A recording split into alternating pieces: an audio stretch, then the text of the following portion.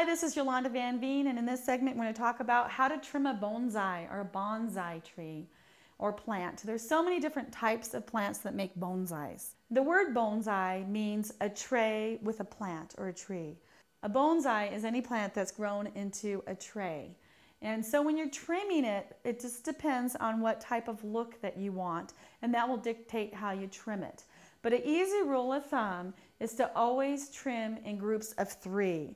So if there's 3 branches, you want to trim up to the 3rd branch and leave 3 little branches together, because most of bonsai philosophy is based on the 3. And when you use clippers, make sure that you have clippers that are sharp on both blades, not just one blade, because that'll make a sharper cut. And there's a lot of people that swear don't even use clippers. The best way to actually trim your bonsai is to hold the branch with one finger and twist the part that you want off with the other, with your hand, and actually twist it off. And then that way it won't have such a sharp cut and it won't do so much damage to the tree. And a good rule of thumb is in the spring you want to trim your foliage. So if it's real lanky and you want to trim it, or you want to use your copper wires and actually train it to go in different directions, the spring is the time to do that, because then you'll have a new growth.